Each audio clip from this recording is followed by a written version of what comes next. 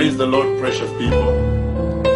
On April 13th, this year, 2011, the Lord God Almighty, the God of Israel, He spoke with me about a very significant event that will take place in Israel.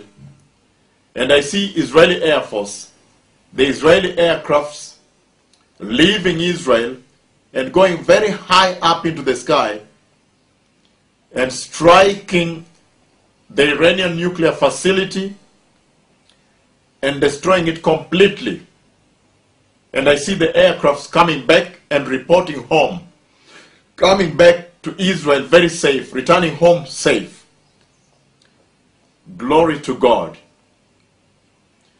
This is the same prophecy I've given since the year 2005 of the tremendous war, the nuclear war that is coming to Iran, that I said I see aircrafts and missiles strike a nuclear facility at the foot of a mountain in the desert. But the Lord again has spoken with me on April 13th, this month, 2011.